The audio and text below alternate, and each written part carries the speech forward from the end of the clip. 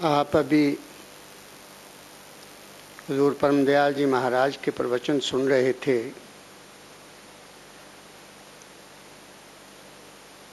उनके मुखारबिंद से शब्द सुनकर कुछ कहने को दिल नहीं करता। क्या कहूं, कहने के लिए कुछ है ही नहीं है। जो वो कह गए हैं उससे आगे कौन ताकत रखता है कुछ कहने की। जिंदगी का कोई पहलू उन्होंने छोड़ा ही नहीं है। आगे आने वाले 100 सालों तक, मैं 100 साल तक का गारंटी देता हूं कि 100 साल तक कोई संत परमदयाल जी महाराज जी की शिक्षा के आगे कुछ नहीं कह सकेगा। ये मैं दावे से कहता हूं। इतनी सच्चाई, इतनी सफाई दुनिया में कहीं नहीं मिलेगी, कहीं नहीं मिलेगी, कहीं नहीं मिलेगी। ये उन लोगों का दुर्भाग्य है। मैं कहूंगा उनका दुर्भाग्य है जिन्होंने उस हस्ती की दर्द दिल को नहीं समझा, जब उनकी शिक्षा को सुनकर अपने जीवन में नहीं उतारा और उनकी वाणी को अपने हृदय अंकित नहीं किया। मैं तो अपने आप को इतना भाग्यशाली मानता हूं, गदगद हो जाता हूं जब उनकी एक एक बात के ऊपर मैं अपना चिंतन करता हूं। जिंदगी के दो पहलू हैं। एक प्रवृत्ति मार्ग है जो बाहर तुम देखते हो, बाहर का तमाशा, बाहर की दुनिया।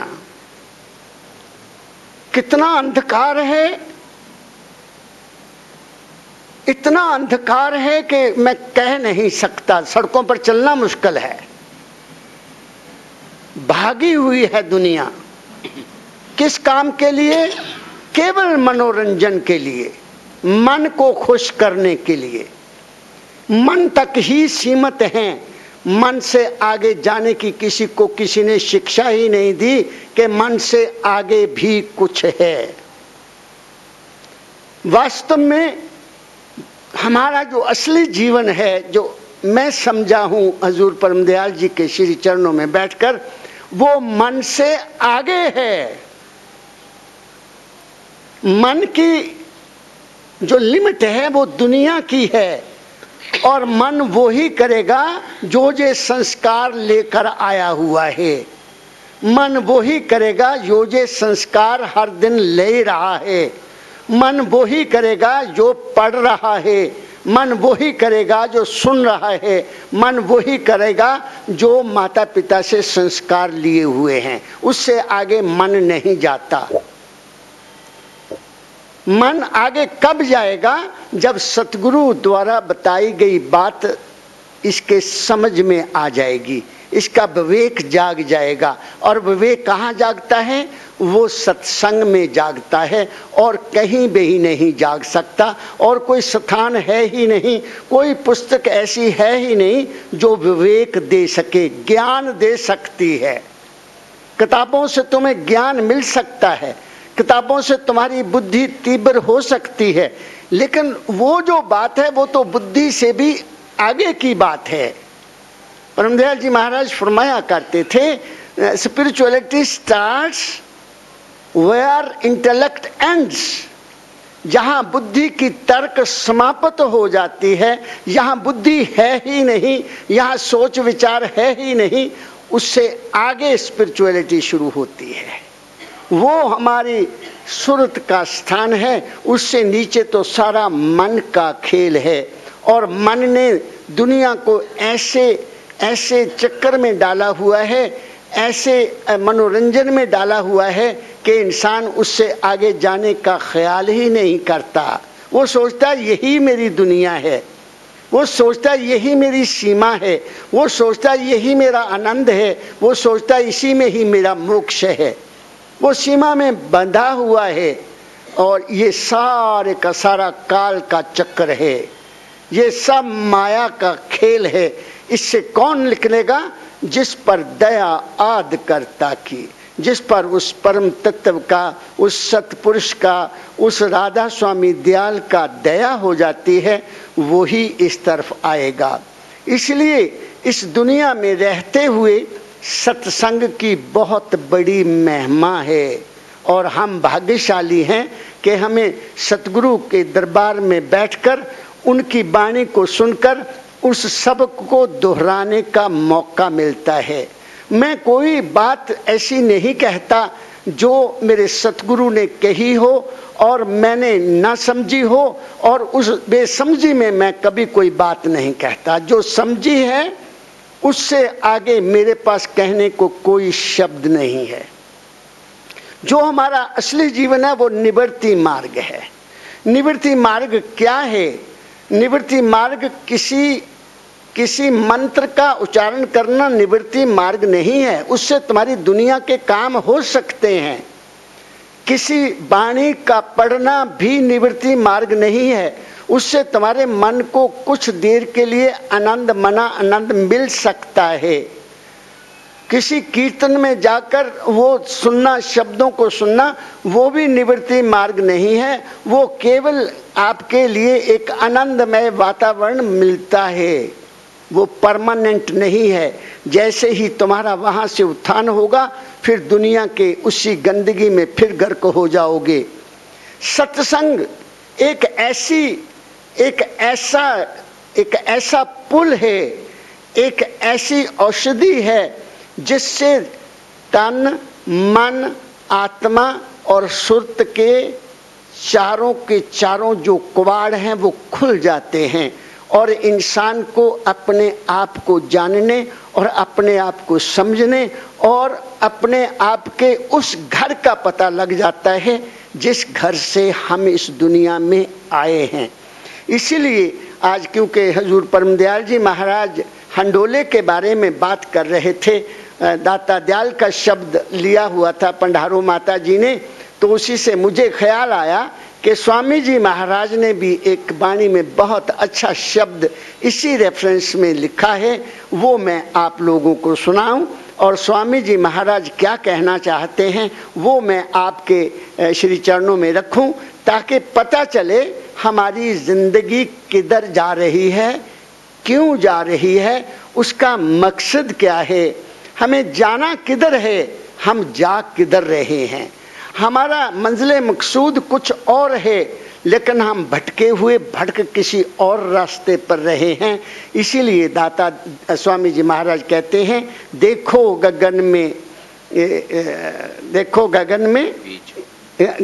गगन के बीच श्याम कंज खिल रहा, जो गया वहां उसी में पिल रहा।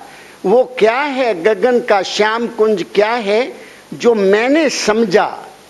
मैं दावा नहीं करता कि जो मैंने समझा वही सत्य है, लेकिन मेरे समझने से मुझे एक अद्भुत सा अनुभव होता है, एक अद्भुत सा एहसास होता है कि जो वाणी लिखी है मैं इसको समझकर इस पर चल रहा हूँ, मुझे तस्कीन मिलती है, मुझे हौसला मिलता है और वही बात मैं आपको कहने जा रहा हूँ।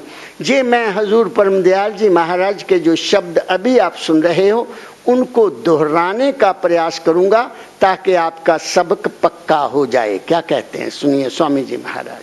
वाणी सार वचन राधा स्वामी, भेद काल मत व दयाल मत का।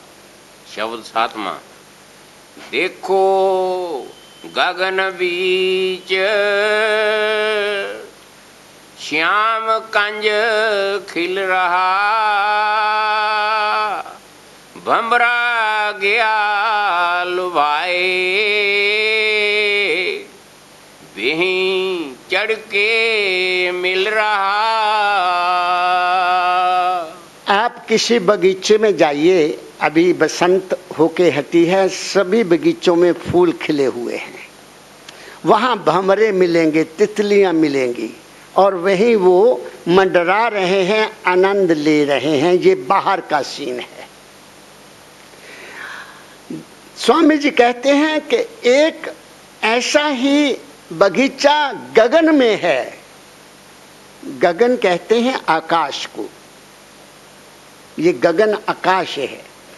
आकाश में बगीचा है या नहीं, मेरा अनुभव नहीं है, मेरा अनुभव नहीं है। लेकिन संतों ने कहा जो ब्रह्मंडे सोई पिंडे, जो ब्रह्मांड में है वो इस शरीर में भी है।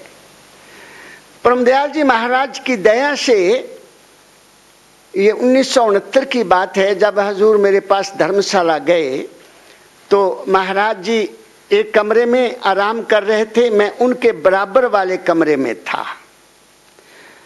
हजूर के चरण छूने के बाद पिताजी ने हुक्म दिया, जाओ बच्चा तुम भी आराम करो, सुबह से दौड़ धूप में लगे हुए हो। मैं अपने कमरे में जाकर मैं भी लेट गया। थोड़ी देर के बाद, क्योंकि ध्यान परमदयाल जी महाराज का था, सोते समय उन्हीं की ही याद थी, तो थोड़ी देर के बाद क्या हुआ कि मेरे सूक्ष्म शरीर को परमदयाल जी महाराज ने पकड़ा और कहते, चलो बच्चा तुम्हें मैं इस ब्रह्मांड की सैर करवाता हूं। मैं उस गगन के कुंज की बात कर रहा हूं। उन्होंने मुझे पकड़ा, बाजू मेरा पकड़ा और मुझे लेकर उड़ चले आकाश में। आकाश में मेरा हिसाब है कोई सात आकाश कवर कर दिए, जा रहे हैं, ले जा रहे हैं। तरह तरह के आवाजें हैं, तरह तरह के दृश्य हैं, लेकिन मुझे वो ले जा रहे हैं आगे से आगे। एक स्थान ऐसा आया जहां मैंने थकावट महसूस की कि मैं थक गया हूं, हालांकि हाथ मेरा उनके हाथ में है। मैंने अर्ज किया, पिताजी अब मेरे से आगे नहीं जाया जाता। तो कहते, अच्छा बेटा चलो वापस चलते हैं। तो मुझे वापस इस शरीर में ले आए। अब उसके बाद जब मेरी जागृति हुई, जब मेरा होश आई, शारीरिक होश आई, तो दिल करे कि जल्दी दिन चढ़ जाए तो मैं हजूर के पास हाजिर होकर इस आज के अनुभव का वर्णन करूं कि ये क्या खेल है, ताकि पता चले कि ये क्यों ऐसा हुआ। जल्दी सुबह हुई, जल्दी जल्दी नहाया और मैं हजूर के दरबार में हाजिर हो गया। कहते, बच्चा सुबह ही आ गए। मैं कहा, पिताजी आज ऐसे हुआ, मैंने सारी बात सुना दी, मैंने सारी बात सुना दी। तो मुझे फरमाने लगे, बच्चा इससे आगे भी आकाश हैं, मगर तू वहां इसलिए नहीं जा सका क्योंकि तूने अभी शारीरिक आनंद, मना आनंद, ज्ञानानंद, विवेकानंद नहीं लिया है। अभी तू जीवन में ये चारों आनंद प्राप्त करेगा तो तुम्हें आगे जाने के लिए हौसला होगा। तुम्हें वो जो वासना है, वो जो तेरी कमी है, वो तुम्हें वापस लेकर आ गई। इसका मतलब ये हुआ, मुझे पक्का निश्चय हो गया कि गगन में बहुत कुछ है। अब एक गगन ये है, ये गगन है हमारा असली दुनियावी संसारिक गगन, ये है हमारा मस्तिष्क। इसमें भी एक केंद्र है जिसको संतों ने त्रिकुटी कहा है, जिसको संतों ने शुरू से तीसरे तिल से लेकर सतलोक क्या, अगम लोक क्या, राधा स्वामी धाम क्या, अनामी धाम तक का वर्णन किया है। वो केवल अभ्यासी जान सकते हैं, बाकियों की बुद्धि वहां तक पहुंच नहीं हो सकती। वो फरमा रहे हैं, देखो गगन के बीच श्याम कुंज खिल रहा। देखो कहां? मस्तक में देखो। एक स्थान है, एक केंद्र है जहां दुनिया की सब सामग्री उपलब्ध है। वहां दुनिया की हर खुशी, हर आनंद वहां है। वहां जो तुम चाहो उसके दर्शन कर सकते हो। वहां इतनी खूबसूरती है, वहां इतना आनंद है कि वो जो भी वहां गया वो वहां जाकर ठहर गया। उसको मैं क्या समझा हूं, दो केंद्र है हमारे शरीर मन में, यहां एक तीसरा तिल है जहां केवल ख्याल पैदा होते हैं, केवल ख्याल। तुम बैठ जाओगे, ख्यालों पर ख्याल, ख्यालों पर ख्याल, ख्यालों पर ख्याल उठेंगे, जिनको कभी आप सोच भी नहीं सकते कि मेरे मन में ये भी ख्याल आ सकता है। उसके बाद त्रिकुटी है। त्रिकुटी एक ऐसा स्थान है जो ख्यालों को रूप धारण करवाती है। भारद्वाज साहब समझ रहे हैं? त्रिकुटी में जो ख्याल हैं वो रूप प्राप्त कर लेते हैं। वहां आप जो चाहें वो देख सकते हैं, उसको त्रिकुटी कहते हैं। वो ब्रह्मा विष्णु और महेश का स्थान है, वो ओम का स्थान है, वो ध्याता ध्याय और ध्यान का स्थान है। वहां जो भी इच्छा लेकर आप जाओगे, जो भी ध्यान आप करोगे, उसके दर्शन आपको मिलेंगे। वहां बहुत आनंद है, वहां बहुत खुशी है, क्योंकि तुम्हें कुछ देखने को मिलता है। मैं तुम्हें आज आज का अनुभव बताता हूं, क्योंकि मैं हर वक्त कोशिश किया करता हूं, जब मैं फ्री होता हूं किसी काम से, काम तो मैं करता नहीं, मेरा काम एक ही है, चिंतन। तो चिंतन बना रहता है। आज 3:30 बजे के करीब मुझे जाग आई और मैंने चिंतन शुरू कर दिया। दिमाग में सुमरन ध्यान का काम शुरू कर दिया और थोड़ी देर के बाद मेरी त्रिकुटी लग गई, जिसमें हजूर परमदयाल जी महाराज के अंतर में दर्शन हुए। और 3:30 से लेकर 5 बजे तक मैं उसी हालत में रहा, उनके संग रहा और आनंद लेता रहा। 5 बजे जाग खुली तो दिल करता था कि मैं फिर वहीं चला जाऊं, मैं नीचे ना आऊं। क्यों? वहां वो आनंद है जो बाहर नहीं है। तुम अपने इष्ट के साथ हो, तुम इष्ट के साथ लगे हुए हो। लेकिन और यही बात कह रहे हैं, भंवरा गया लुभाए वहीं जाके पिल रहा। मेरा मन रूपी भंवरा उस जगह पर जाकर रुक गया, आगे नहीं गया, आगे नहीं जा सका। तो जितना ये संसार का सिलसिला बाहर का है, धर्म का ले लो, कर्म का ले लो, कर्मकांड का ले लो, यात्राओं का ले लो, दान पुण्य का ले लो, जो कुछ भी बाहर देखने को मिल रहा है वो उसके प्रभाव से है, क्योंकि वो इंसान को आगे जाने नहीं देता। वहां आकर्षण है, वहां आनंद है, वहां ज्ञान है। दुनिया की जितनी भी तरक्की है, मैं समझता हूं वो त्रिकुटी से ही होती है। ऐसा मेरा अपना मान्यता है और ये मानने के लिए मैं मजबूर हो गया, क्योंकि इस स्थान से आगे कुछ और है। आगे क्या है वो मैं आगे वर्णन करूंगा। पहले इसका निर्णय ले लें कि वो क्या हमारा श्याम कुंज है। वो त्रिकुटी का स्थान है।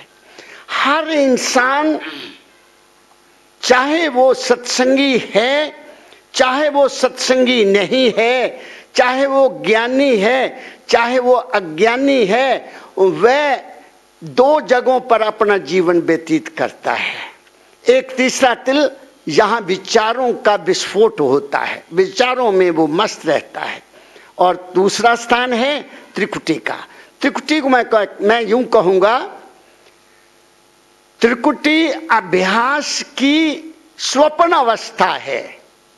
खालो साहब, त्रिकुटी अभ्यास की स्वप्न अवस्था है। वहां भी ऐसी ही हालत होती है जैसे तुम स्वप्न देख रहे हो। वहां आपकी आत्मा का प्रकाश होता है और मन उस प्रकाश में अपने संस्कारों के मुताबिक सीन बनाता है, दृश्य बनाता है, रूप बनाता है, रंग बनाता है, दुनिया बनाता है और उसमें वो खेलता रहता है। इसलिए संतों ने इस स्थान को अधिक महत्व नहीं दिया। संतों ने इसको कहा कि ये केवल ज्ञान का केंद्र है, ये केवल आनंद का केंद्र है, ये अनुभव का केंद्र नहीं है। इसलिए जो वहां जाएगा, आदमी सोया होता है, स्वप्न में बड़े आनंद लेता है वो, और इंसान अभ्यास कर रहा है, त्रिकुटी लग गई, उसमें वो बड़ा आनंद लेता है, बाहर आने का प्रयास नहीं करता, आगे जाने का भी प्रयास नहीं करता, और क्योंकि मन उसके साथ जुड़ जाता है। इसलिए स्वामी जी कहते हैं भंवरा, मन रूपी भंवरा वहां गया और वहां जाकर उसी में ही गुम हो गया, उसी में ही लय हो गया, उसी आनंद का ही खेल आनंद लेने लगा, आगे की उसको सूझी नहीं। ये स्वामी जी महाराज कह रहे हैं। आगे चलिए। दुखे का वह मुकाम, हाँ, उसे देखता रहा, बहु सिद्ध नाथ जोगी, उन्हें पेखता रहा। अब कितना सच्चे शब्दों में कहा स्वामी जी महाराज ने कि ये धोखे का मकाम है। क्यों?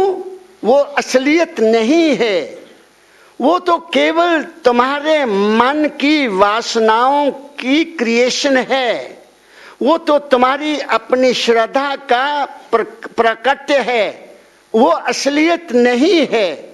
इसलिए वो कहते हैं सिद्धनाथ जोगी वहीं जाकर सभी खो गए, वो वहीं आनंदमय हो गए। क्यों हुए?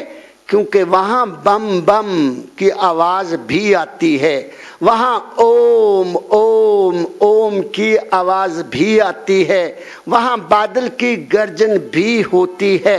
इसलिए सनातन धर्म के अनेकों ऋषि, सनातन धर्म के अनेकों योगी वहीं जाकर ठहर गए और उसी को कह दिया यही मंजिले मकसूद है, यही अंत है। लेकिन ये क्या है? वो तो केवल सृष्टिकर्ता का केंद्र है।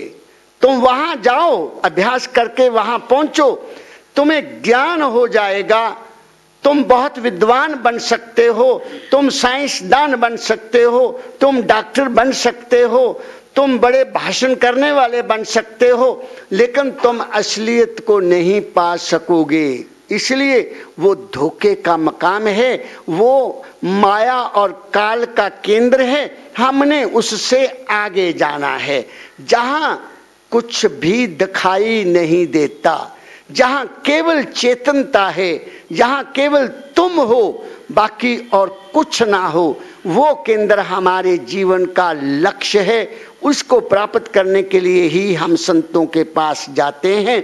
यही बात स्वामी जी महाराज कह रहे हैं। काल अपना जाल एक, जुदा ही बिछा रहा, जो जो गए वहां उन्हें उल्टावता रहा। स्वामी जी कहते हैं वो क्या है? वो काल ने अपना खेल अलग बनाया हुआ है। काल और माया, काल और माया इस दुनिया के नियंत्रण करने की दो शक्तियां हैं। काल क्या है? समय। काल कोई डरावनी शक्ल वाला इंसान नहीं है, काल है समय। समय चलता है और समय के मुताबिक माया की उत्पत्ति होती रहती है। जैसे मैं आपको उदाहरण के मुताबिक समझाने का प्रयास करता हूं। समय ऋतु बदलती है, समय के साथ ऋतु बदलती है, समय के साथ हमारा वातावरण बदलता है, और वातावरण बदल के साथ क्या होता है? हर चीज में तब्दीली आती है। वो जो तब्दीली है वो माया के अधीन है। बसंत ऋतु आई, सभी फूल खिल गए, बाहर सभी सुंदरता दिखाई देती है। बसंत ऋतु चली गई, काल का समय बदल गया, वो सभी फूल सूख कर राख हो जाते हैं, वो नहीं रहते। ये भी काल और माया का ही खेल है।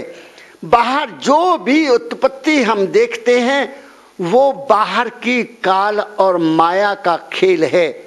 और अंतर में अभ्यास करते समय जो कुछ भी हम अनुभव या देखते हैं, या सुनते हैं, या अंदर में कोई दृश्य हमें नजर आता है,